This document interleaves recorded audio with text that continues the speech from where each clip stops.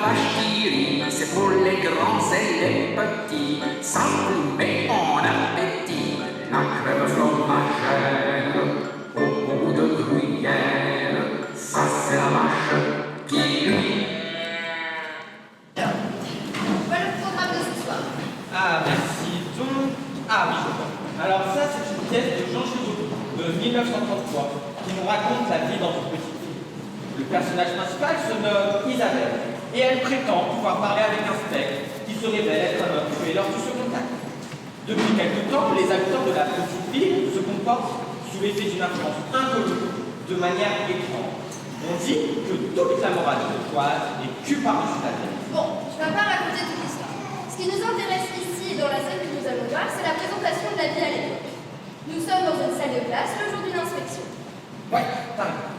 D'ailleurs, je vais spoiler l'histoire.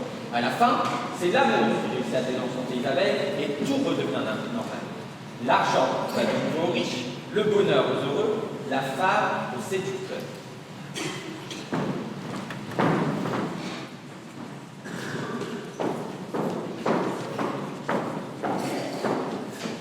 Vous avez demandé, monsieur l'inspecteur?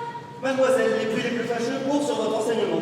Je veux voir immédiatement s'ils sont fondés et envisager la sanction. Je ne comprends pas, monsieur l'inspecteur. Il suffit que l'examen commence. Entrez les élèves.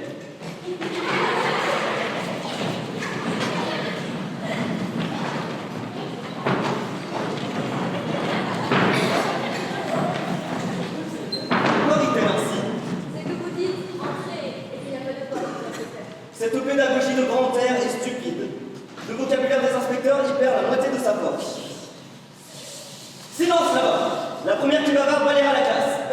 Le champ veut dire, la campagne. Mademoiselle, vos élèves sont insupportables. Elles sont très gentilles, monsieur l'inspecteur. Elles n'ont pas été gentilles. Avec leur gentillesse, il n'y en a pas une qui ait sa manière spéciale de cligner ou de sourire.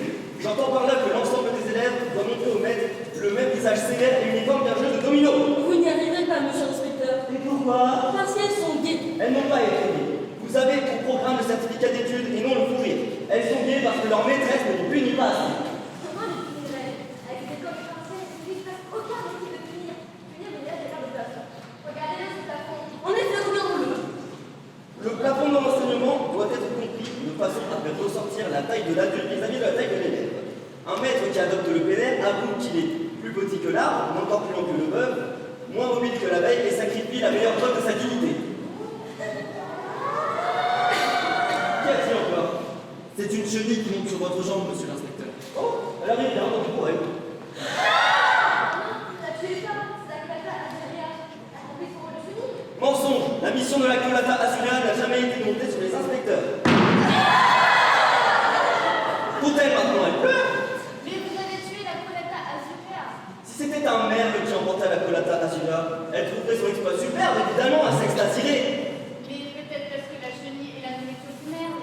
En effet, la chenille en tant qu'aliment perd toute sympathie. Ainsi, voilà pour votre enseignement mène vos élèves, mademoiselle, à espérer voir les inspecteurs manger les chenilles qu'ils tuent. Eh bien, elles seront déçues. Je tuerai mes chenilles sans les manger, aussi vite que quand je serai mort, je serai mort. Tout à laisse s'esclaper. C'est l'idée que quand vous serez mort, monsieur l'inspecteur. Et si nous passions l'examen? Appelez la première. Pourquoi tous ces mouvements? C'est que, monsieur, il n'y a pas de première, ni de seconde, ni de troisième. Ne pensez pas que nous avons rempli les poissons d'amour propre. Il y a la plus grande, la plus bavarde, mais elles sont toutes premières. Ou toute dernière, plus vraisemblablement. Toi là-bas, viens ici. Commence, en quoi es-tu la plus forte? En botanique, monsieur l'inspecteur. En botanique, hein. Explique-moi la différence entre les monocotylédons et les dicotylédons. J'ai dit en botanique, monsieur l'inspecteur. Écoutez-la, c'est-elle seulement ce qu'est un arbre? C'est justement ce que je sais le mieux, monsieur l'inspecteur. Si tu le sais, Gilbert, si messieurs t'écoutent. L'arbre est le frère non mobile des hommes. Dans son langage, les assassins sont les bûcherons, les croque-morts, les charbonniers et les puces, les pivers. Par ses racines, les saisons nous font des signes toujours exacts. Par ses branches, les morts accomplissent leur bref. Et ce sont les fleurs dont tous les arbres se couvrent au printemps. Oui, surtout les épinards. De sorte, ma petite, si je te comprends bien, que les racines sont le vrai feuillage des racines. Exactement. Zéro. Pourquoi cette joie, petite effrontée? C'est que, dans nos notations, on a noté le zéro comme notre absolu. Alors que sa résonance est infinie. Intéressant. Monsieur le maire, vraiment, je suffoque. Continuez, mademoiselle. Un mot de la fantaisie. La fleur est la plus noble conquête de l'homme. Très bien, ça promet. Dans la fleur, mon attention se porte pour... Je ne sais plus. Sur le pistil et les vitamines. Elle reçoit le pollen de notre fleur par l'entremise du vent. Et c'est ainsi que la plante pousse par la même... Je ne sais plus Un scandale, monsieur le maire. Il y a Un la scandale. aussi. Oui, et il est carnivore. Ça change pas sur mon ressenti. C'est un scandale. Mon opinion sur les éléments du bourg est faite. Passons à la géographie, monsieur l'inspecteur. Toi, Fabiola, qui fait les éruptions volcaniques? C'est l'ensemblier, monsieur le maire. C'est quoi? C'est l'ensemblier. L'ensemblier. Elles sont folles. Monsieur, je vais que ces enfants ne croient pas à la vérité de la nature. Ils rencontrent toutes les catastrophes pour des détails regrettables, il est vrai, mais nécessaires. Pour tenir l'univers intelligemment dans son ensemble et la puissance d'esprit qui les provoque, nous l'appelons donc l'ensemblier. Et je suppose, mademoiselle, si je comprends bien votre méthode, que vous avez imaginé un second personnage imaginaire malin et invisible, celui qui claque les volets la nuit, ou emmène un vieux monsieur à s'asseoir dans la tarte brune qui, malencontreusement, a été posée sur une chaise. C'est Arthur, monsieur l'inspecteur. Et c'est Arthur ou l'ensemblier qui fait monter les chenilles sur les inspecteurs en visite? C'est Arthur. Et c'est Arthur qui fait tuer la chenille par les inspecteurs? Non, c'est l'ensemblier. L'ensemblier. C'est un désespéré, monsieur le maire, je n'ai jamais vu cela. Peut-être pas seront-elles meilleures en histoire? En histoire, mais vous ne voyez donc pas à quoi tend cette éducation?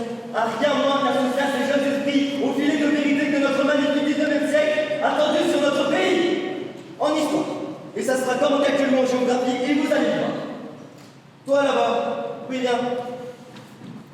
Qu'est-ce qui règne entre la France et l'Allemagne? L'amitié éternelle, la paix. C'est trop peu dire. Chantez-moi la Marseillaise. Est-ce bien au programme, monsieur l'inspecteur? Quelle chante la Marseillaise? Mais là, c'est monsieur l'inspecteur. La Marseille des petites filles, naturellement.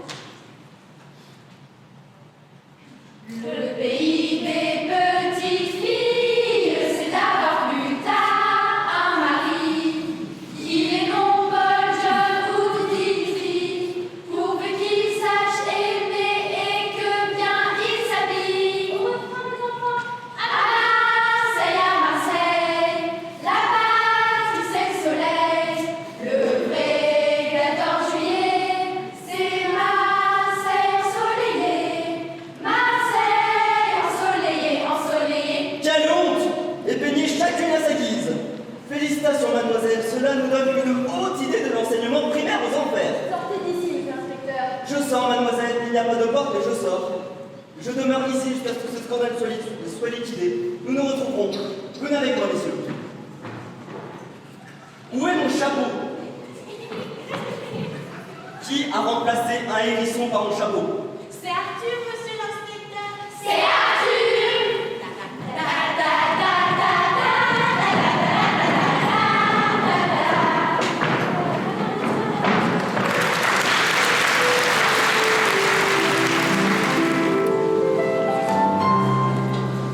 Dis-moi, est-ce que tu aimes le jazz? Ah oui, surtout Louis Armstrong avec sa trompette et sa grosse voix.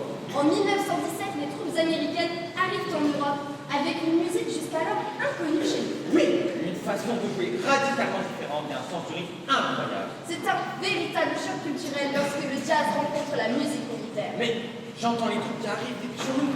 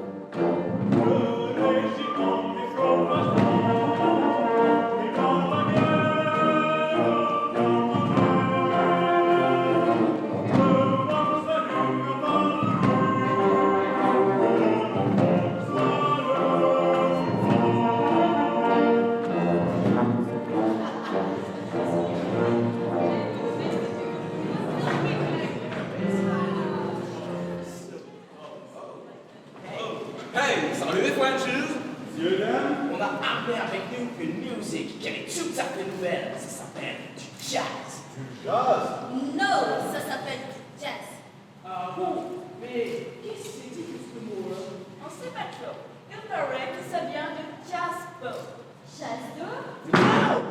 Jazz Bow! C'est comme ça qu'on appelle les musiciens noirs de la New Orleans. Mais écoutez, plutôt.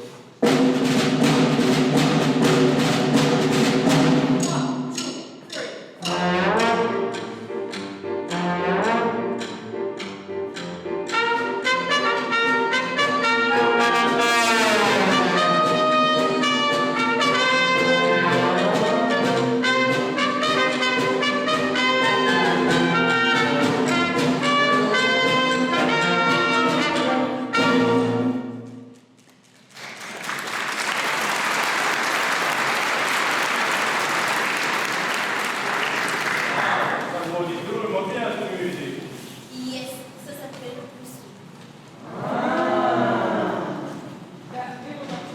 Pas besoin de partition, tout est dans la tête et dans les doigts. Enfin, et là?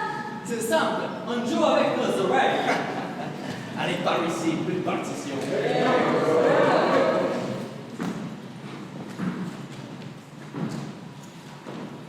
Bon, allez, faut jouer avec nous et on vous paye un bon coup à boire.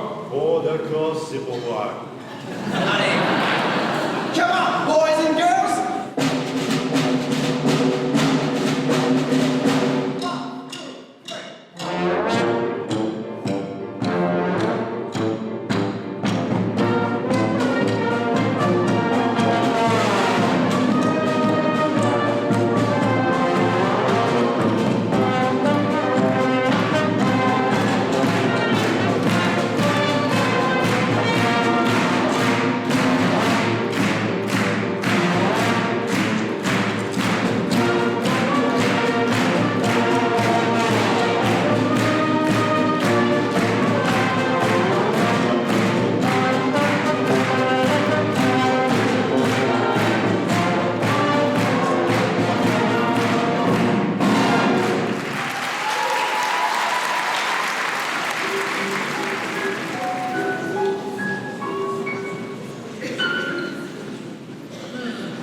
Ça, je connais.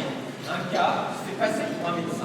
Et pour embêter les clients, il leur offre une consultation Bien que le gratuite. triomphe de la médecine est une pièce de Jules Romain, représentée pour la première fois à Paris, à la Comédie des Champs-Élysées, le 15 décembre 1923.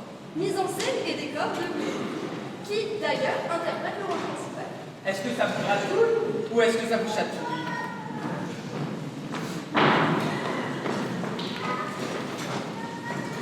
Mais Marianne, enfin! Qu'est-ce que tout ce temps je vous ai dit de dire que les consultations gratuites se finissaient en salle de nuit? Je l'aurais dit, mais ils veulent rester. Eh bien, qu'ils entrent! Allez, avec lui! Non, non, non, non, non, non. Je ne peux pas concevoir tous les deux à la fois. Il y avait des gens avant tout à l'heure. Demandez-leur, ils nous ont cédé leur tour. Bon, lequel de vous deux passera le premier? Tous les deux, on va toujours ensemble. Entrez donc. Vous déshabillez-vous et vous asseyez-vous. Faut-il que je me mette tout nu? Enlevez votre manteau, ça suffira. Bon, allongez-vous par ici. Allongez-vous, vous dis-je. Ramenez les jambes dans vos rêves. Je n'entends pas beaucoup. Bon. Relevez-vous. Vous avez encore votre père? Non, il est mort. De mort subite, c'est ça? Oui. Ouais, il ne devait pas être très vieux. Non, 49 ans. Si vieux que ça! Bon. Voici l'image d'un cœur, comme on le voit dans les manuels de médecine. Et voici le vôtre. Ouais. Il est pas beau. Il faudrait peut-être que j'arrête de boire. Vous ferez comme vous voudrez. Je dois revenir à une consultation payante. Tout à fait inutile. Allez, à vous maintenant. Je n'ai rien de monsieur le docteur. Ah bon, et quelle chose vous savez? Je pense très bien, monsieur le docteur. Eh bien, pourquoi vous êtes venu? Pour accompagner mon ami. Lui? Oui. Et il faut pas venir tout seul, peut-être. Il n'est pas assez grand.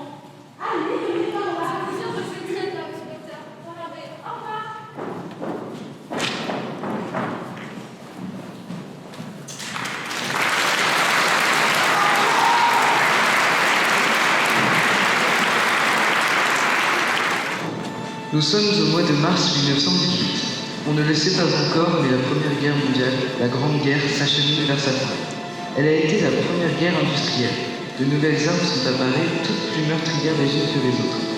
Quel que soit le camp, le nombre de victimes est très impressionnant. Près de 10 millions de soldats perdent la vie, au fond des suites de blessures et maladies infectieuses.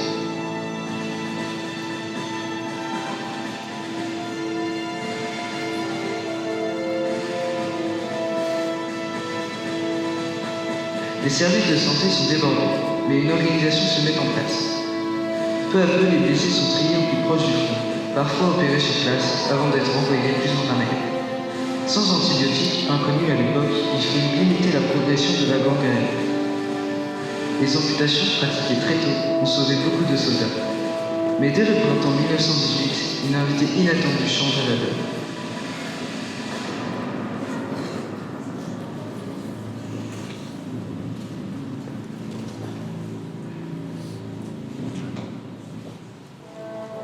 Dès 1916, on détecte en France des cas de pneumonie chez les travailleurs venant de colonies d'Indochine, mais ne compte pas plus de cas de grippe que d'habitude. La première alerte sérieuse est donnée le 4 mars 1918 dans le camp militaire de Kansas. 30% des militaires sont atteints en quelques jours. En ce printemps 1918, des milliers d'hommes arrivent en Europe sur les divers lieux d'opération. Les soldats américains apportent à leur bagage le virus de la grippe. Le résultat ne s'est pas fait attendre. Comme le rapporte le petit journal du 25 septembre 1918, une épidémie violente sévit dans les ports français causant des centaines de morts parmi les engagés. Le virus gagne ainsi toute l'Europe, puis au départ de ses foyers secondaires et grâce à la navigation intense, le virus s'étend sur toute la planète.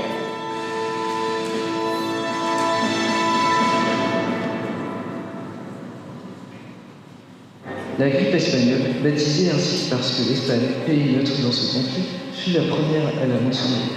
En revanche, en France, les autorités sanitaires ne parlent même pas de grippe, mais d'une maladie numéro 11. Il faut attendre l'article envoyé au journal Le Temps, paru le 28 juin, pour comprendre qu'une épidémie qualifiée de grippe des Flandres sévit avec une assez grande violence dans les troupes ennemies. Le Gaulois du 9 juillet emboîte le pas. On explique que la lenteur de riposte des troupes ennemies est liée à une épidémie de grippe infectieuse particulièrement virulente dans l'armée allemande. Dans le quotidien La Presse du 12 juillet, on croira même que les troupes impériales sont encore plus atteintes. Cet avis est partagé par le commandant de Sivilleux dans les colonnes du matin, datées du 13 juillet. Dans la lanterne du 31 octobre, il n'y a plus qu'à attendre que la grippe et la famine fassent leur travail côté allemand. Dans les journaux français, aucune trace de la grippe dans les rangs ennemis, mais l'épidémie de la maladie numéro 11 contraint les autorités sanitaires à prendre des mesures d'isolement. Sur le terrain, c'est pourtant l'hécatombe. On enterre à la hâte les victimes de la grippe, qu'ils soient soldats français ou prisonniers allemands. Les civils sont fortement touchés. Des salles sont aménagées pour les recevoir. Mais pourquoi autant de victimes? Au début de l'épidémie, les médecins sont dépassés. Ils ne connaissent pas la nature du microbe particulièrement virulent et se révèlent incompétents, comme en témoigne un article de l'Humanité du 1er juin 1918. Les charlatans en profitent et on en voit fleurir une multitude d'annonces plus prometteuses les unes que les autres. Le deuxième élément à prendre en compte, c'est qu'à cette période, les populations étaient particulièrement fragilisées, ce qui incontestablement a favorisé l'installation de foyers infectieux, et on se soigne comme on peut avec ce que l'on a à sa disposition. Et puis surtout, il y a eu beaucoup de surinfection de la grippe. Les gens sont morts de pneumonie parce qu'il n'y avait pas de traitement adéquat pour les guérir. Les antibiotiques sont encore inconnus. Il faut attendre le 15 octobre 1918 pour enfin voir apparaître quelques résultats scientifiques dans les colonnes du petit journal et 1920 pour les premiers rapports épidémiologiques. Ces dernières années, les recherches ont permis de mieux comprendre l'évolution du virus qui a conduit à la naissance d'une nouvelle souche particulièrement létale pour les jeunes adultes, alors que la grippe touche plutôt les jeunes enfants et les personnes âgées. Le virus de la grippe espagnole est né de la combinaison d'une souche humaine de type H1 provenant de la grippe saisonnière H1N8 entre 1900 et 1917, avec une souche aviaire de type N1. C'est ainsi qu'est né le virus H1N1, 10 000 fois plus virulent que la souche du même type qui sévit dans les années 2000. La vulnérabilité inattendue des jeunes adultes s'explique tout simplement par leur âge. Né dans les années 1880-1890, la grippe qui circulait à cette époque était de type H3N8. Contrairement à leurs parents, ils n'ont donc pas été immunisés contre les virus du type H1. Tous ces facteurs réunis expliquent le taux de mortalité de la grippe espagnole 27 fois supérieur à celui des autres pandémies. Une prise de conscience de l'importance de l'hygiène aboutit à la création d'un réseau de surveillance, le comité d'hygiène et la Société des Nations, ancêtre de l'Organisation mondiale de la santé.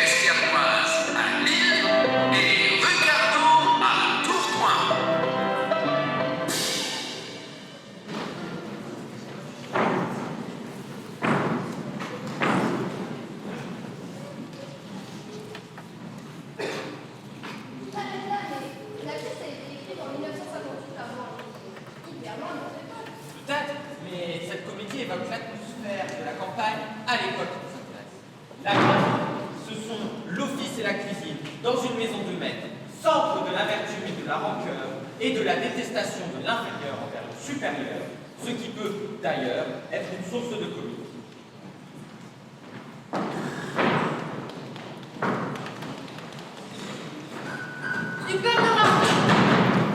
Tu parleras, petit traîné.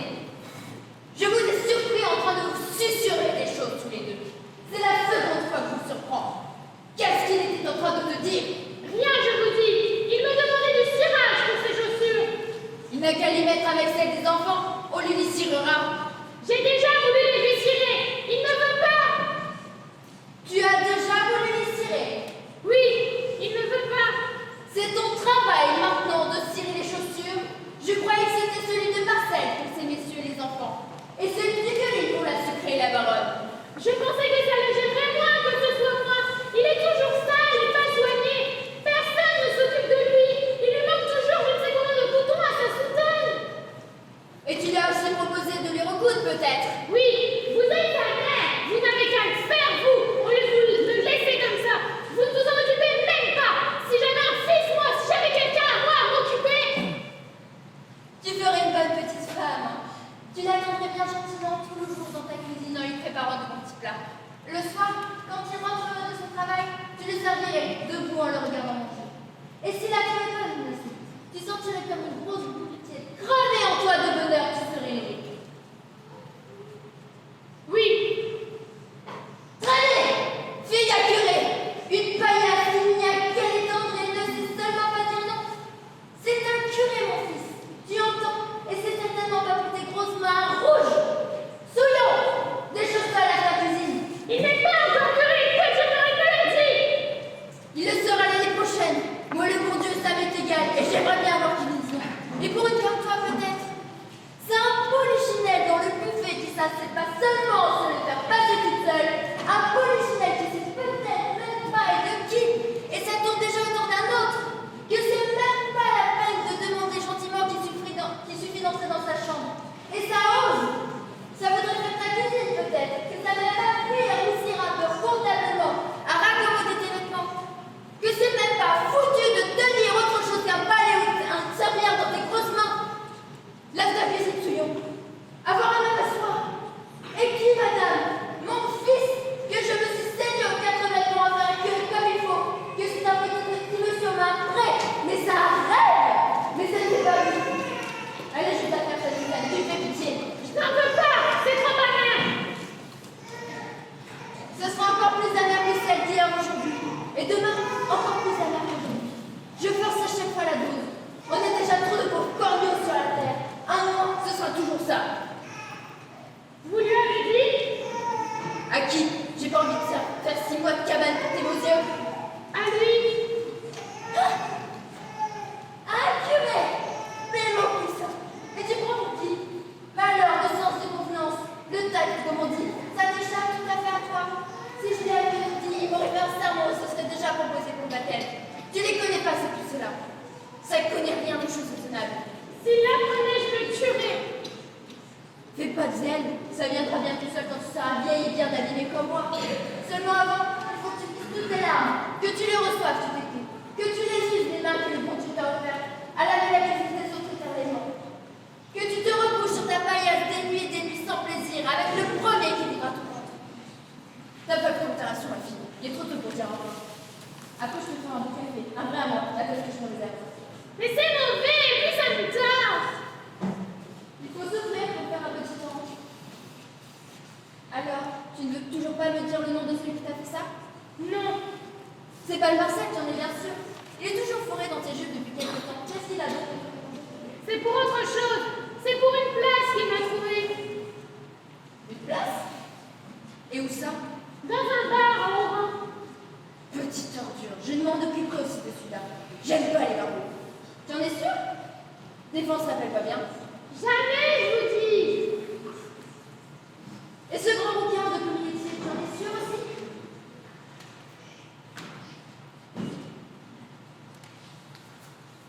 Mais je vous dis que... c'est mauvais, je vais encore avoir mal ce soir. Je préfère me jeter à l'eau avec lui tout de suite, ça ira plus vite. Allons, un peu de courage. C'est mauvais, mais ça te délivre. Encore de place si tu n'as pas fauté. C'est si beau l'innocence.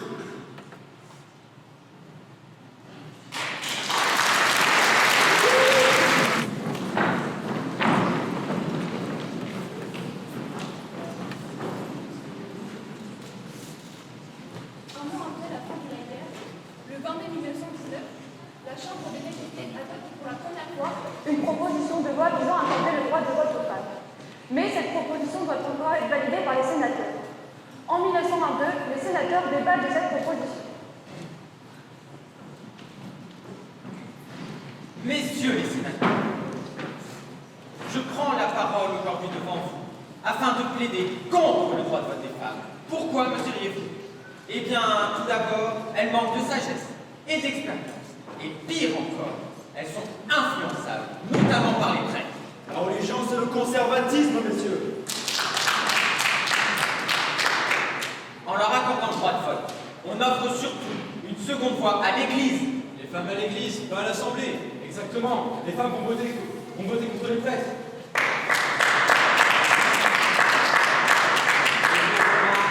Sont justes, puisque ça montre que c'est un risque pour la laïcité. Le pape lui-même n'a-t-il pas plaidé en faveur du vote des femmes? Dans ces conditions, est-il réellement opportun d'apporter les voix d'un tel contingent de sottes au scrutin? Oseriez-vous traiter Marie Curie de sotte? C'est une scientifique et non une politique. Pardon. La République, celle-ci n'est-elle pas basée sur un principe d'égalité depuis la Révolution? Accorder le droit de vote aux femmes, c'est respecter le combat mené par ces hommes, ces femmes révolutionnaires de 1789, attachées à l'égalité. Ouais!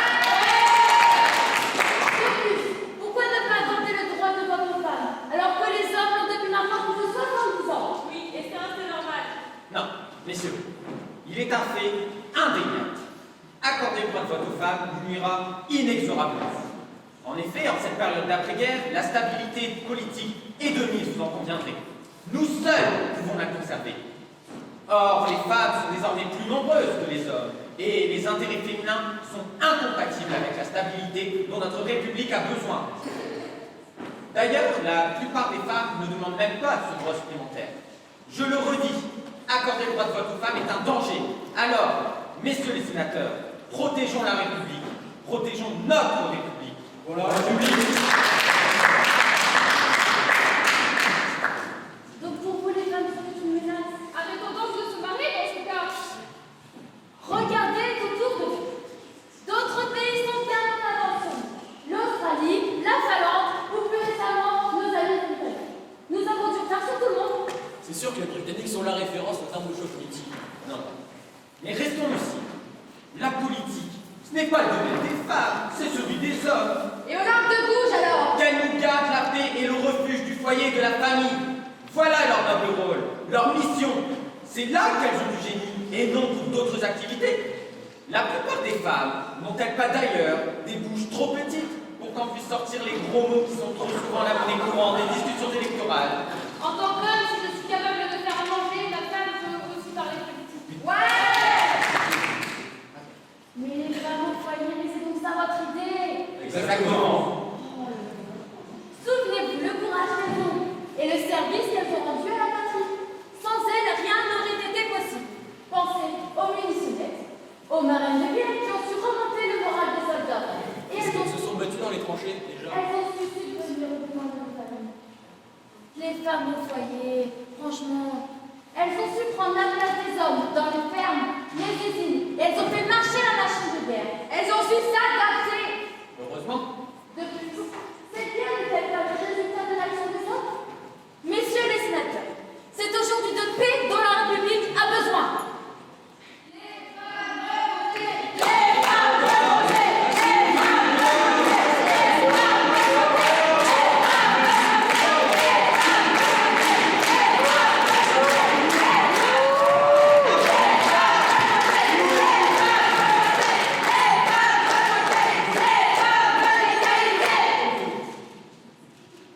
En 1922, les sénateurs rejetteront la proposition de loi par 156 voix contre 134.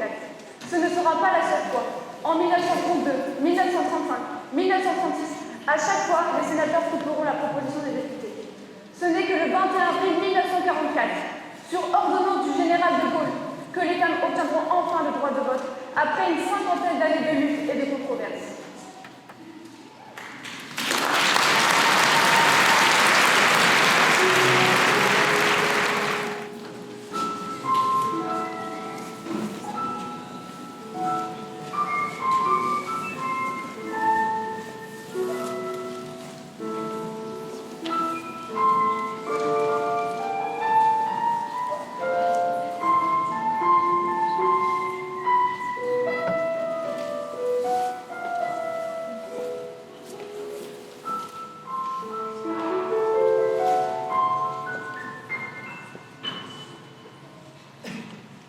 Tu connais Georges Gershwin?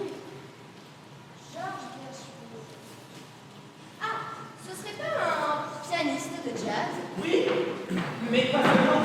C'est l'un des grands compositeurs américains à avoir fusionné le jazz et la musique classique. Ah oui? C'est possible. Tout à fait. Il a même écrit un opéra sur la condition des Noirs aux États-Unis. Un opéra blues. Exactement, un opéra blues. Mais écoute, tu vas sûrement reconnaître.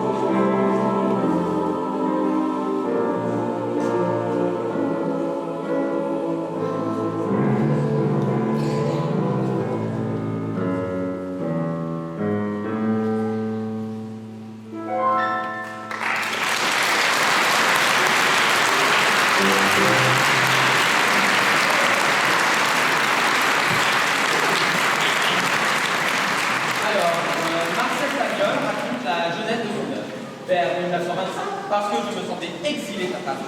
Je m'aperçus que j'aimais Marseille. Et je voulus exprimer cette amitié en écrivant une pièce marseillaise. Des amis et des aînés m'en dissuadèrent. Ils me dirent qu'un ouvrage aussi local, mettant en scène des personnages affublés d'un accent si particulier, ne serait certainement pas compris hors des Cyclones et qu'à Marseille même. Ouais, mais c'est pas un sujet très théâtre. Bah, certes, mais moi, ça me fait rire. Et heureusement qu'il les a présentés.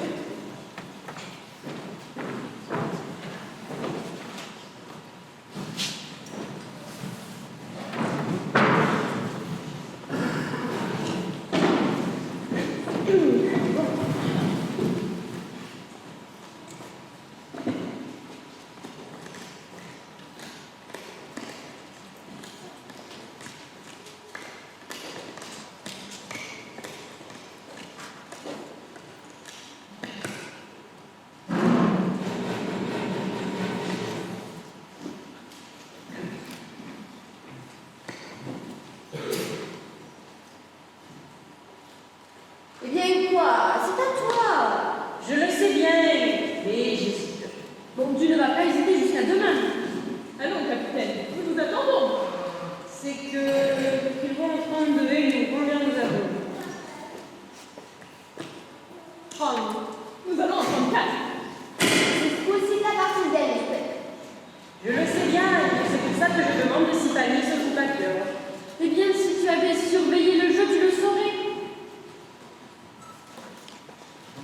Eh bien, ne vous gênez plus, montrez-lui le jeu.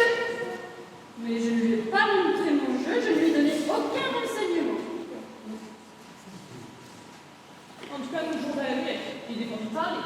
Et si c'était une partie de championnat, tu serais disqualifié, mon ami. Oui, c'est ça. Moi, j'en ai vu des championnats, j'en ai même vu plus de 10. Et je n'ai jamais vu une figure comme la tienne. Oh, toi, tu es perdu. Les injures de ton mec ne toucheront jamais ton vainqueur. Et il se faut des signes. Eh, si ça continue, je t'avoue passer les cartes et je rentre chez moi. Mais ne t'empêchez pas, c'est compris. Moi, je me connais très bien le jeu de la manie, et je n'y serais pas une seule seconde si je savais si Fanny se fout à cœur. Et je t'ai déjà dit qu'on ne doit pas parler. Et même pour dire bonjour à un ami, tu as compris? Je ne dis bonjour à personne et je réfléchis à voix haute. Eh bien, réfléchis à silence. Et il se faut encore des signes. Monsieur Bray, surveillez ce cartefigue. Je me charge de César. Mais tu te rends compte comme c'est humiliant ce que tu me fais là? Tu me surveilles comme un tricheur. Ça n'est pas bien. Non, ça n'est pas bien. Oh, César, je t'ai fait de la peine. Oui, quand tu me surveilles, quand tu m'espèches comme un scélérat. Je ne dis pas que je veux pleurer, non. Mais moralement, tu me fends le cœur. Oh, César, ne rame pas ça au tragique. C'est peut-être que, sans en avoir l'air, je suis trop sentimentale. À moi, il me fend le cœur. Et toi, il ne t'a rien dit.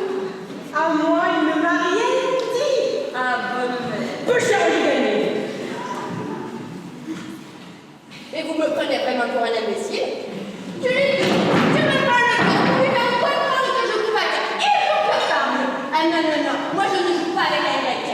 Reprends le tricheur. Je rentre chez moi. Tu me parles le cœur, tu me parles le cœur. Le prends vraiment pour un con, je ne pas là. Cette fois-ci, je crois bien que tu vas te fâcher pour de bon. Mais c'est lui qui a eu tort de se fâcher. Il a eu tort de se fâcher, mais il a eu tort de tricher. Donc, si on ne peut même plus tricher avec ses amis, ce n'est même plus la peine de jouer au cartes. D'autant plus que c'est pas mal, hein, ce que tu lui as sorti le cœur, je lui prends le cœur.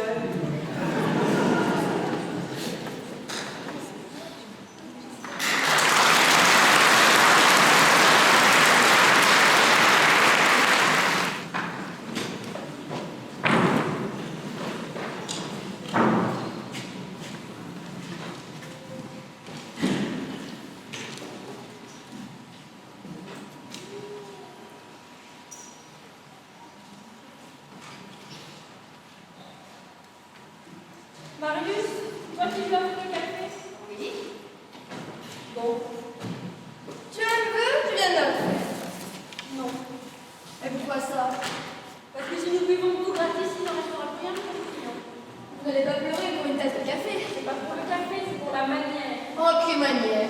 De voir le magasin s'en occupe aux autres. Eh, si tu as voulu me faire un affront, tu as réussi. Un affront? Quel affront?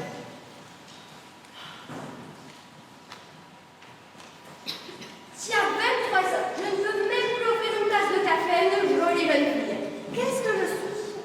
Tu es un enfant qui doit obéir à son père. À 23 ans. Oui, ma belle, moi il a fallu que j'attende l'âge de 32 ans pour que mon père me donne son dernier coup de pied derrière. Voilà ce que c'était la famille de mon temps. On avait du respect et de la tendresse.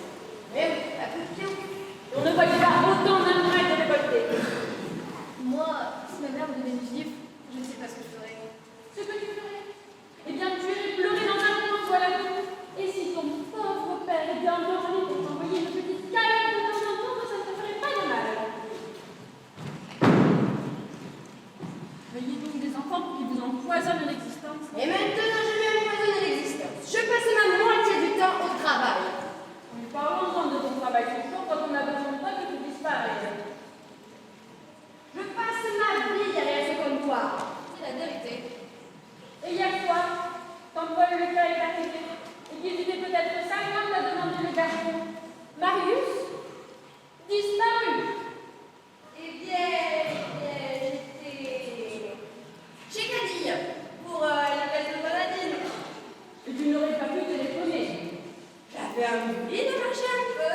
Et avant-hier aussi, tu avais envie de marcher. Tous les jours, sous n'importe quel prétexte, tu disparais pour 1 ou 2 heures. Ah, il est vrai que quand tu es là, tu travailles avec un seul défi. Tu es pas, tu es triste, on dirait un entier à côté. Oh, peut-être que je suis neurasthénique. Toi? Et pourquoi pas? Et où tu aurais fait ça? Oh, mais ça vient comme ça. Dis donc, n'essaye pas de monter le poids à ton père, toi. Et toi, tu arrêtes de décaler, tu retournes de vendre tes clovis. La vérité, c'est que tu es voué paresseux. Tu es tout le portrait de ton oncle Émile. Celui-là, il ne passait jamais au soleil parce que ça lui fatiguait de tourner son nom.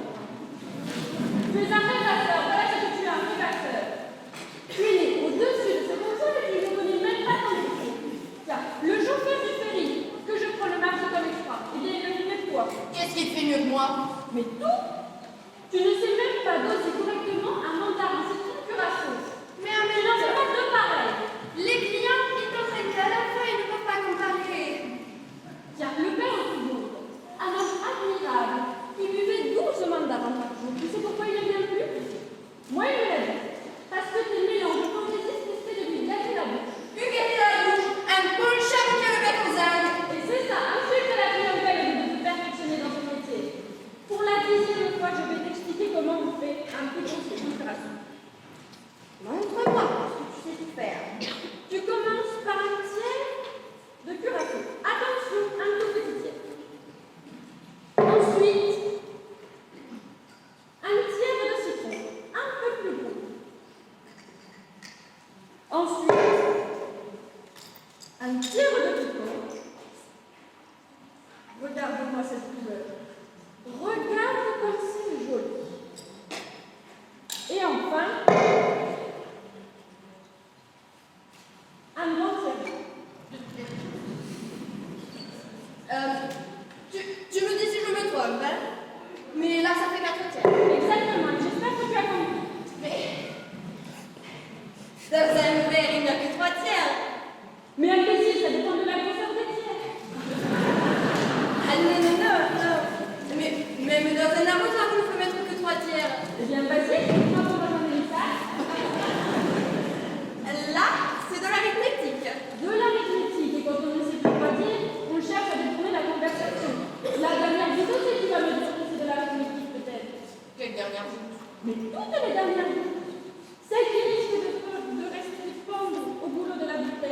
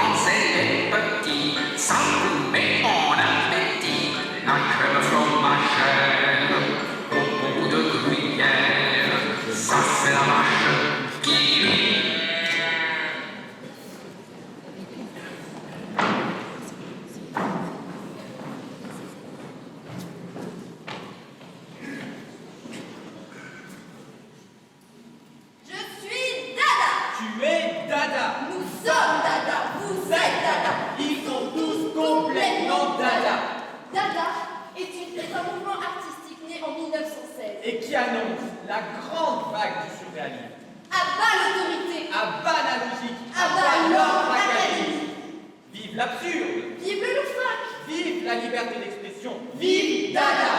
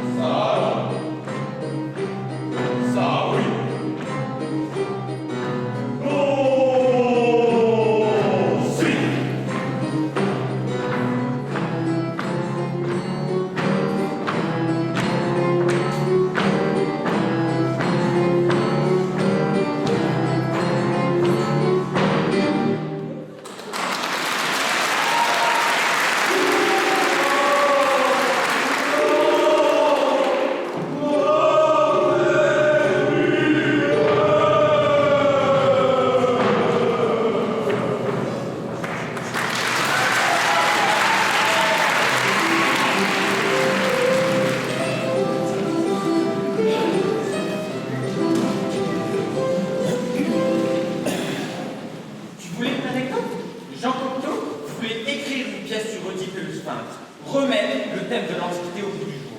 Mais tout le monde connaît l'histoire de Dieu. C'est vrai, mais il va le faire à sa façon. On est loin de la tragédie antique, on est plus sur un univers de farce. Mise en scène en 1932 par Louis Jouvet. On renouvelle le genre.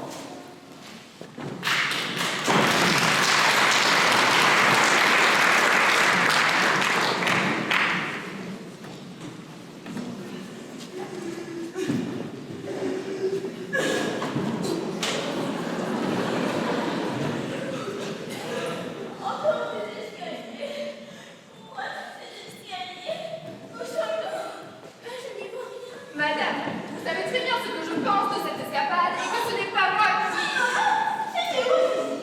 Vous ouvrez la bouche vieux pour dire des sottises. Voilà bien le moment de faire la morale. Je suis vieux et presque aveugle. Il fallait prendre un autre guide. À quoi ça sert d'être devant, je me le demande. C'est là où se trouvent les escaliers. Je vais finir par me casser les jambes. Et ce sera ta faute. Madame, mes yeux de chair s'éteignent au profit d'un œil intérieur qui rendent d'autres services que de compter les marches d'un escalier. Et le voilà vexé avec son œil. Mais les escaliers leur montrent. Il fallait venir. Mais madame, Il n'y a pas de bon. Je ne savais pas qu'il y avait ces mots ici. Je vais marcher un peu. On retient. Si je regarde là, je retire le tombeau.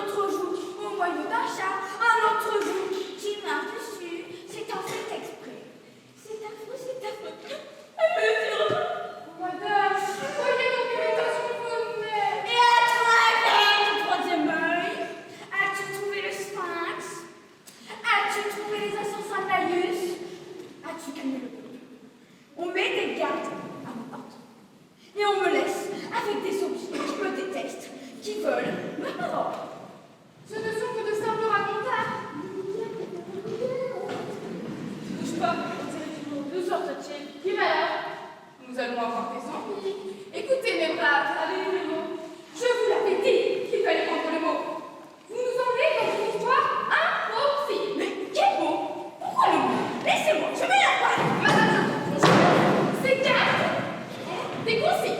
Il pourrait ne pas me croire et ne pas vous reconnaître. Que vous êtes romanesque, vous voyez des drames partout.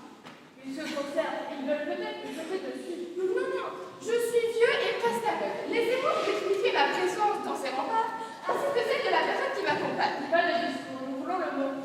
Une minute. Avez-vous déjà vu une pièce d'or? Tentative de corruption. Ah non, ce que je voulais dire, c'est, avez-vous déjà vu le portrait de la reine sur une pièce d'or? Et vous ne trouvez pas? Je ne vois pas le rapport que vous cherchez entre cette jeune reine et cette matronne. Que dit-il? Il dit qu'il trouve madame bien plus que la reine.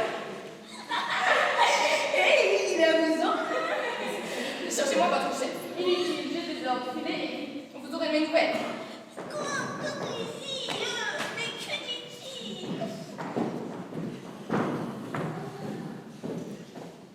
Qu'est-ce que c'est? Chef, voilà 2 individus qui circulent sans mot de passe. Qui êtes-vous? Monseigneur. Ouf, merci, chef. J'ai cru que ces jeunes hommes allaient vous passer par les armes. Monseigneur. Imbécile, laisse-nous. C'est la gare. Ne les grondez pas, ils observaient leurs consignes. Une pareille visite en ce lieu. Que puis-je faire pour votre seigneurie? Madame, Votre majesté. Je voudrais savoir quel est le garde qui a vu le fantôme. c'est le jeune maladroit qui se permettait de rudoyer le seigneur Tirésias. Et si, madame? Voilà, c'est notre chance. Je vous l'avais dit qu'il ferait venir. Monseigneur, je ne sais pas si la reine se rend bien compte que ce jeune maladroit s'exprimerait mieux par l'emprise de sa chef que si par le seul. Sa majesté lui serait... Que dit-il? Le chef me faisait remarquer, malade, l'habitude de ces hommes, donc elle pourrait en quelque sorte servir d'interprète. Est-ce que le garçon a non ou non? Qui approche? Oh, la reine veut te parler et sauver ta langue. Je te voudrais ça, mon gaillard. Approchez. Mais allons, avance, va donc, Nigo, on ne te mangera pas. Excusez-le, votre majesté, nous lascars n'ont guère l'habitude des cours. Tirésias, priez cet homme de... Enfin, cette femme de nous laisser seule avec les soldats. Chef, la reine a des caprices. Elle veut rester seule avec le garde et le fantôme. Et je peux rien faire. C'est bon, je vous laisse. Si je restais, c'est que, enfin, bon, écoutez, monseigneur, je n'ai pas conseil à vous donner, mais de vous à moi, méfiez-vous de cette histoire de fantôme. Monseigneur. Allez, hop, la reine veut rester seule avec ton collègue. Attendez. Qui est l'autre soldat? A-t-il vu le fantôme lui aussi? Oui, majesté, nous étions tous les deux de garde. Alors qui reste? Qui reste là? Je l'appellerai si besoin. La chef, toi, tu peux partir, hein, franchement. Nous en reparlerons.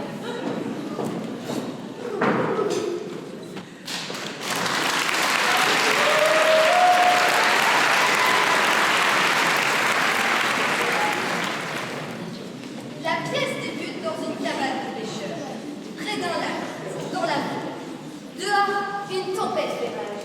Dans cette cabane vivent un vieillard, un pêcheur, ainsi que son épouse Eugénie et leur fille adoptive, Ondine. Ici, Giraudoux revisite la mythologie germanique et nous parle de sirènes. Et c'est mis en scène par Louis Jouvet.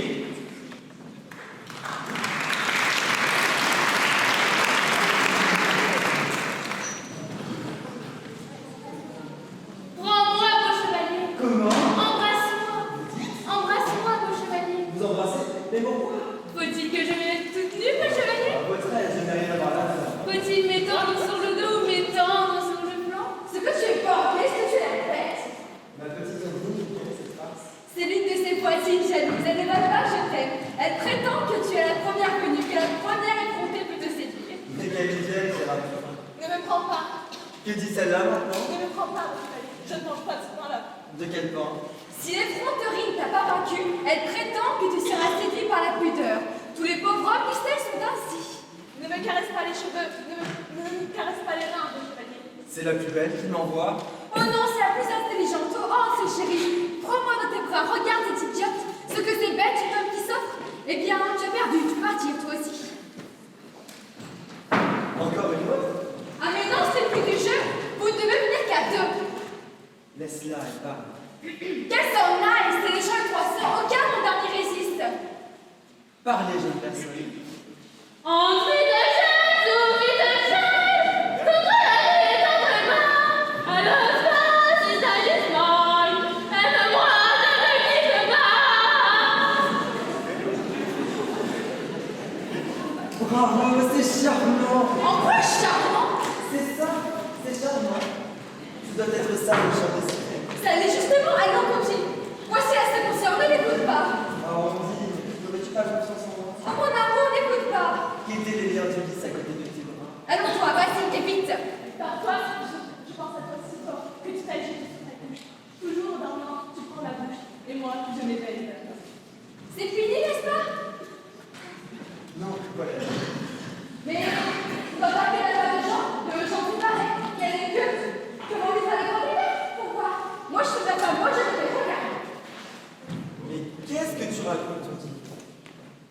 Si tu trouves ça gai, t'entends dire par d'autres ce qu'on en pense soi-même qu'on peut pas dire. C'est le lot de tous les hommes, Wolfram von Ehrenbach excepté, qui lui seul sait dire ce qu'il ne pense pas. Allez.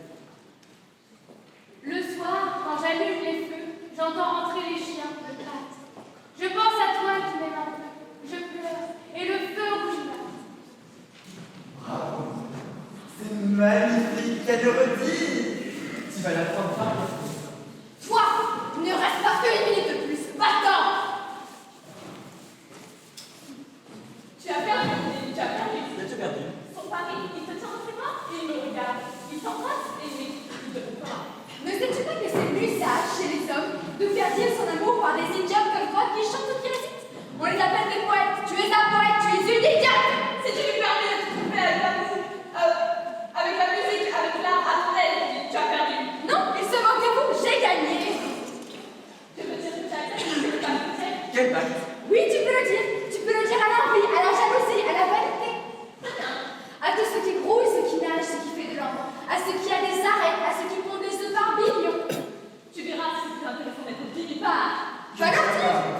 Va leur dire, va-t'en! Une minute de plus et ils le savent. Celui que je veux dire, il confie. Celui-là même, maudis-le!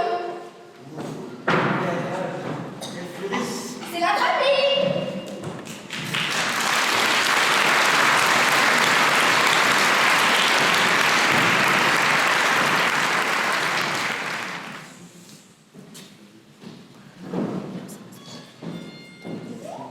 Il est bien. Que dis-tu que tu t'es trompé? Je dis, comme il est beau. C'est notre fille, Seigneur, elle n'a pas d'usage. Je dis que je suis bien heureuse de savoir que les hommes sont aussi beaux. Mon cœur n'en va plus. Va-tu te taire? J'en frissonne. Elle a 15 ans, mon chevalier. Je savais bien qu'il devait y avoir une raison à être femme. La raison est que les hommes sont aussi beaux.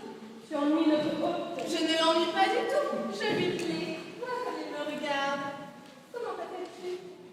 On ne fut que par Seigneur pour enfant. Qu'il est beau. Tu penses que je vais regarder cette oreille verte? C'est un coquillage. Tu penses que je vais lui dire bouffe à cette oreille?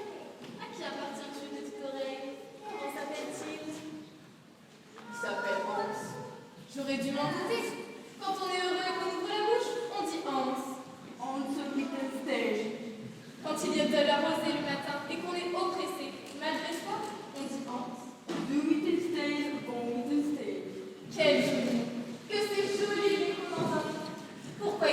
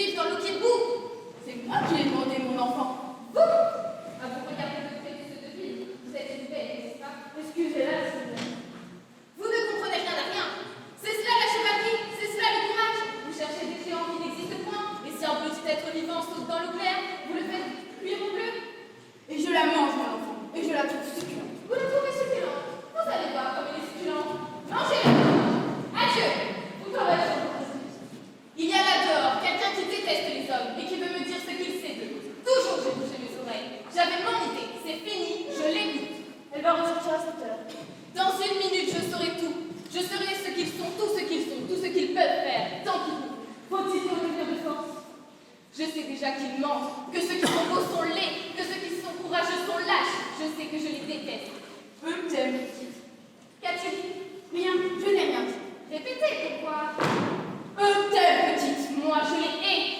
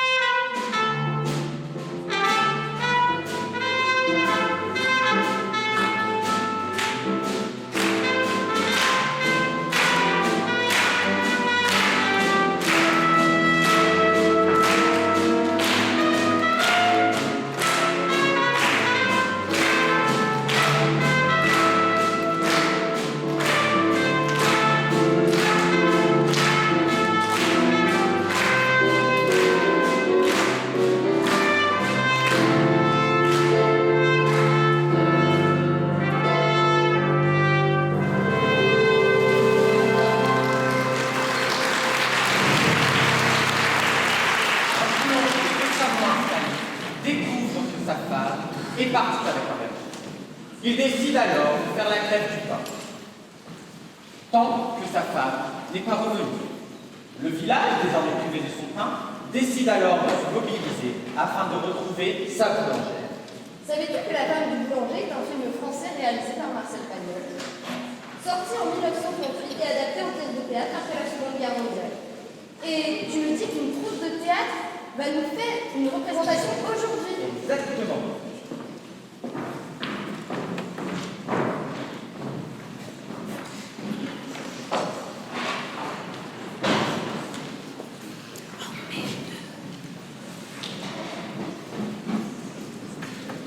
Excusez-moi, monsieur l'instituteur, j'aimerais vous dire deux mots si vous n'y voyez aucun inconvénient. Mais je n'en vois aucun. Un chien regarde bien l'évêque. Monsieur le curé peut donc s'adresser à monsieur l'instituteur. Malgré le ton désobligeant de cette réponse, elle est devoir en achat qui m'oblige à continuer cette conversation. Mais permettez, vous dites que je vous ai parlé sur un ton désobligeant et je dois bien reconnaître que c'est vrai. Mais laissez-moi vous rappeler que quand je suis arrivée ici, c'est-à-dire début octobre, je vous ai rencontré 2 fois le même jour. La première fois, c'était le matin. Sur la place de l'église. Exactement. Je vous ai salué et vous ne m'avez pas répondu. La deuxième fois, c'était... sur la terrasse du cercle, où vous étiez devant un grand verre d'alcool.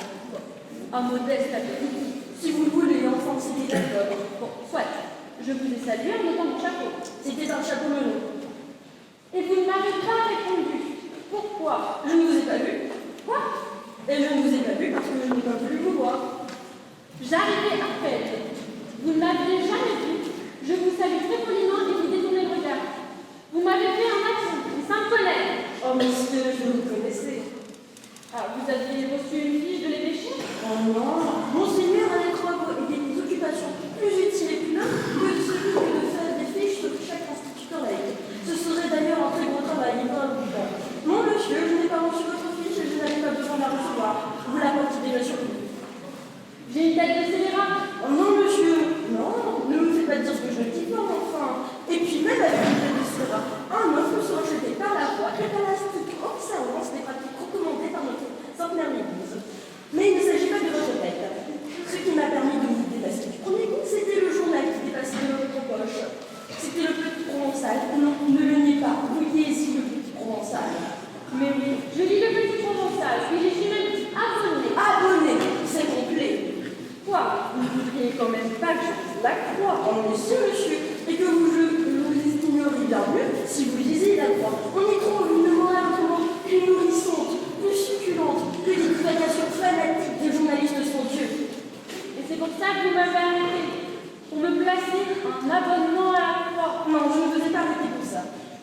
Je vous ai arrêté pour vous rappeler vos devoirs. Non pas envers vous-même, car vous me paraissez peu disposé à ce qu'elle vous permet, mais envers vos élèves, ces enfants que le gouvernement vous a placés, vous a confiés. Peut-être enfin d'abord.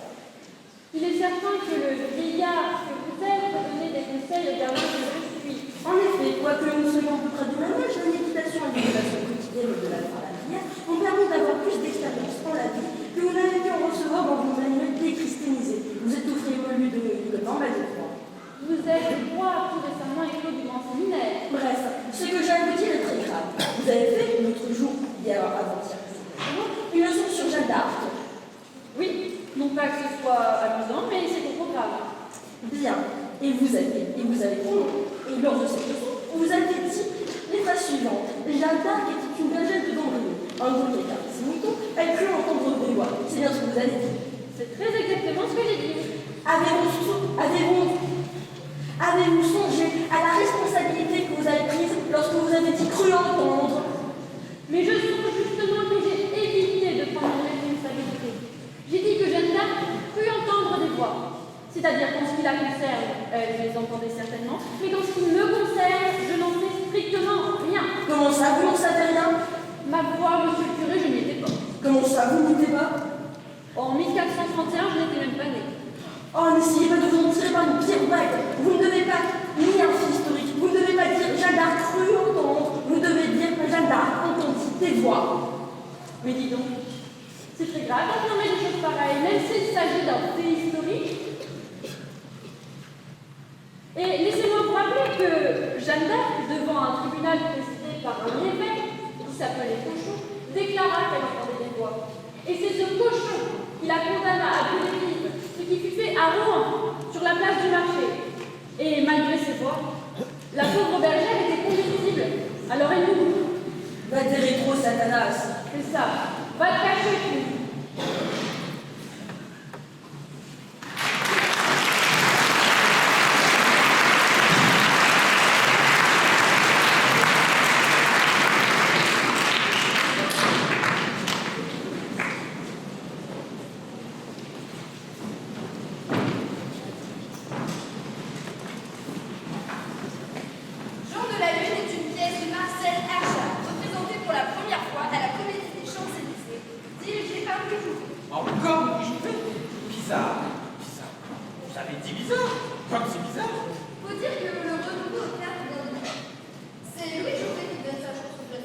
Et la pièce raconte quoi? C'est une pièce en 3 actes où l'humanité, définie par sa leader, se doit d'accepter le monde tel qu'il est et de consentir à la vie. La partition met en scène le gentil Jean, tolérant, fantaisiste et amoureux d'une Marseille, inconstant et volage, protégé par son frère, Colbert, qui couvre inlassablement ses perfidies. Cependant, en dépit de l'irréalisme apparent des attentes de Jean, Marceline lui reviendra sans même qu'il en s'en découvre.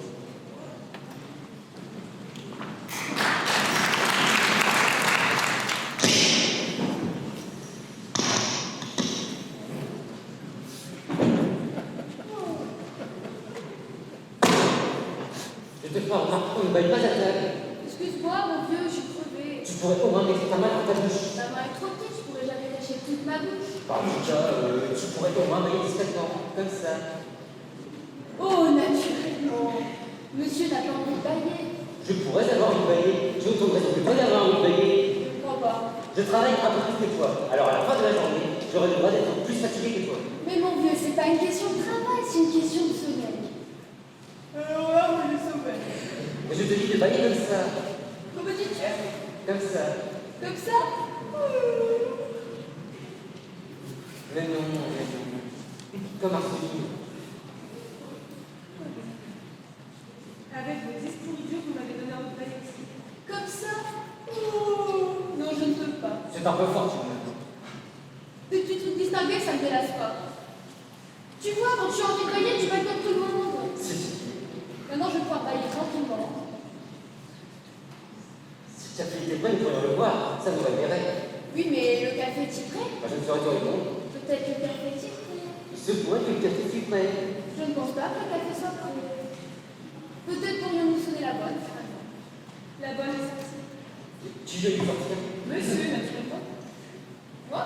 Tu es complètement abruti, mon pauvre ami. Tu envoies la boîte à l'entreprise de Paris et tu nous demandes de la sonner. Où l'as-tu envoyée? Je ne sais pas. Tu ne sais pas? Je ne sais plus, écoute, je te m'en soulève. Ah non, pas. En tout cas, non, pas. Alors, pas de café? Pas de café. Dommage. Le café est très bien pour l'artiste.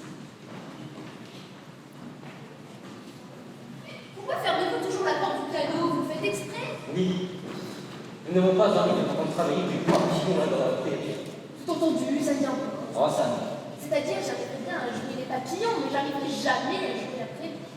Tu peux aller dire dans ces carrément. Est-ce que tu renonces, toi? Moi? Oui, est-ce que tu renonces à inventer ta fleur? Ah non. Eh bien alors? Oui, mais moi, je ne fais pas de bruit quand j'invente. Alors pour toi, la musique, c'est du bruit? Ta musique, oui. Tout le monde n'est pas de ton avis. Quelqu'un d'un peu mieux qualifié que toi me disait hier. C'est fluide, c'est aérien, comme on voit que vous avez dû souffrir.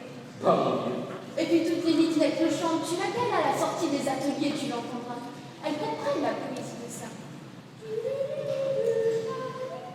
On ricane si tu veux, c'est quoi Ah, tant mieux, tant mieux. En tout cas, je trouve que quand je cherche, moi, je ne suis pas comme certains imbéciles qui se croient spirituels et qui ne sont même pas capables d'inventer une fleur. Ce donc, ça n'est pas si difficile de faire de la musique. Il n'y a que cette note. N'importe comment lui mettre, on a toujours un air. Tu crois que fabriquer une fleur habiter à l'heure de vie. Eh ben, si c'est si difficile à inventer une fleur artificielle. Ah, mon magasin! Je vous dis tout mon magasin. Puisque la bonne de mon café a pas de café, Jeff. Bonne idée. Oh non, mais. Va faire café, Jeff!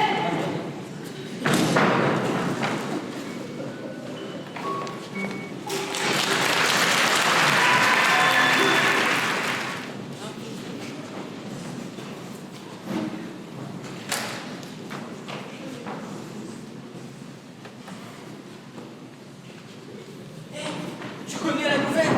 Distinguette présente sa nouvelle revue au Moulin Rouge. Distinguette? La règle musicale, c'est vrai? C'est vrai? On dit qu'elle a les plus belles jambes de Paris. C'est vrai? C'est vrai? Elle les a même assurées pour 500 000 francs. On dit qu'elle n'a pas froid aux yeux et qu'elle dit toujours ce qu'elle pense. Ah, ça c'est bien vrai. D'ailleurs, tu connais le titre de sa dernière chanson? Ah non? Bah, c'est vrai, pardi.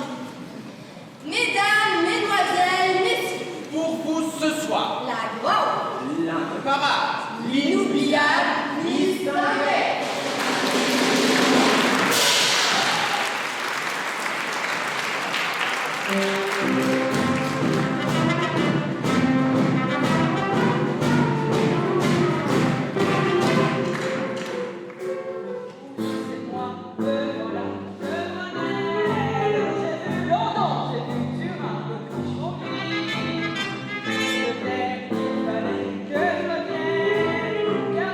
Que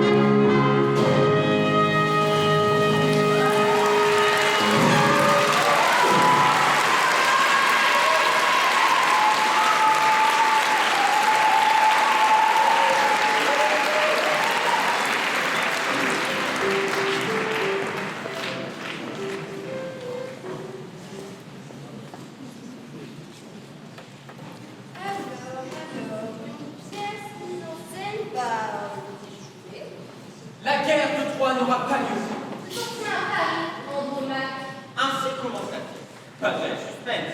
Tout le monde sait que la guerre de Troie a eu lieu. Et si l'auteur parlait d'une autre guerre? Nous sommes en 1938 et les portes de la guerre vont s'ouvrir, même si tout le monde ne veut pas le voir à cause de ce qui se passe en Allemagne. Oui, la guerre est finie alors. Ben, on prend les mêmes et on recommence. Mais ça, c'est une autre histoire. Nous en parlerons au centenaire de la Seconde Guerre mondiale.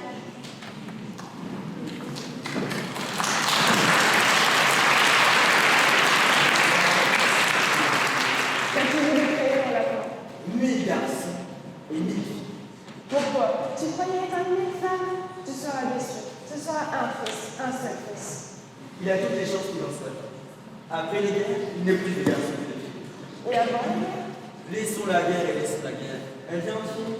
Elle t'a déjà pris un frère. Elle t'a ramené un ami. Elle est trop bonne, elle s'attrapera. Et tu peux même lui dire le jour. Le jour, les blés sont dorés et pesants, les billes surchargées et demeurent pleines de fibres. Et la paix à son comble sans doute. Oui, et mon fils robuste et éclatant. Ton fils peut être lâche, sous sauvegarde. Il ne sera pas lâche. Le jour où j'aurai coupé l'index droit. Si toutes les mères coupent un exploit de leur fils, les armées de l'univers se battront sur un exploit.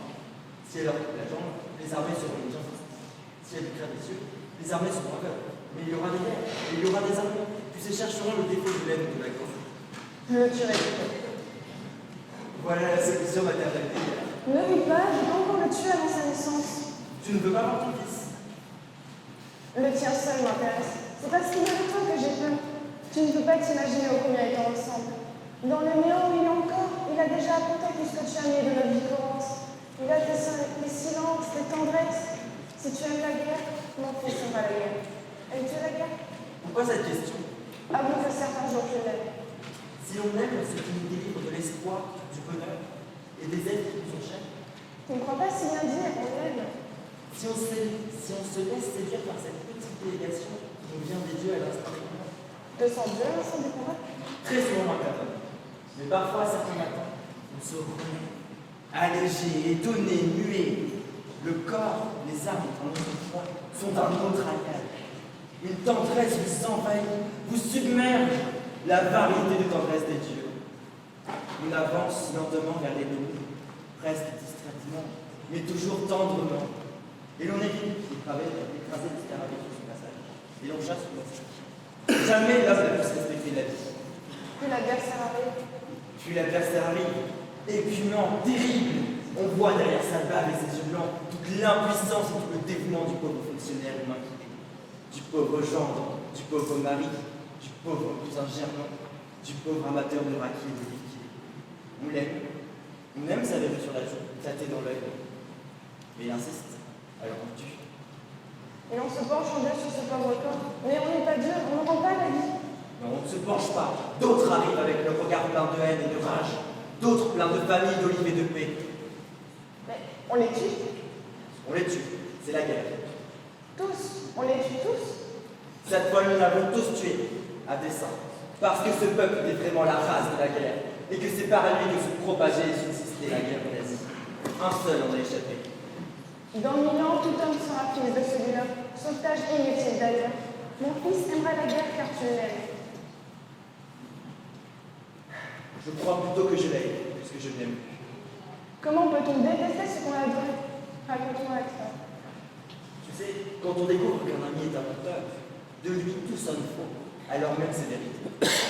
Cela semble étrange à dire, mais jusqu'à cette dernière campagne, la guerre m'avait promis tant de choses. Le bonheur, l'espoir, le goût de vivre, et j'y croyais même et toi-même. Et jusqu'à cette dernière campagne, pas un ennemi que je l'aimais. Mais tu viens de le dire, on ne tue bien parce qu'on aime. Et tu ne peux pas savoir comme la gamme de la guerre était si bien accordée pour me faire croire à sa noblesse. Le galop nocturne des chevaux, le bruit de la vaisselle et de la soie que fait le régiment d'hommes se frottant contre la tente, le cri du faucon au-dessus de la compagnie étendue et aux aguets. Jusque-là, tout sonnait si juste, si merveilleusement juste. Ça a sonné faux cette fois-ci. Et pourquoi? Est-ce l'âge? Est-ce simplement cette fatigue du métier dont parfois les ministres sur son pied de table sont tout à coup saisis? Un matin, penché sur un adversaire de mon âge, j'allais l'achever. Je ne sais pas ce que fait la ministre dans ces cas-là. S'il jette sa varlope son vernis ou s'il continue. Moi, j'ai continué. Et de cet instant, rien n'est demeuré de même.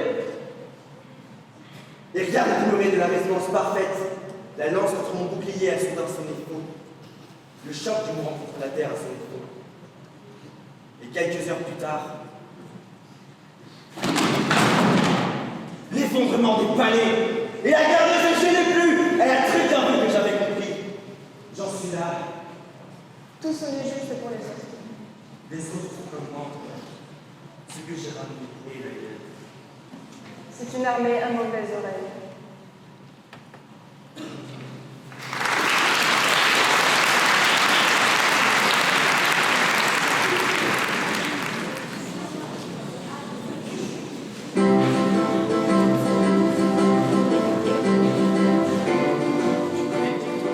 En France, tout se termine par des chansons. Oui, et rien de tel qu'une petite chanson pour vous mettre d'accord. C'est par les petites histoires qui forgent la grande histoire. Alors, on la continue l'histoire. Allez, chantons et réenchantons.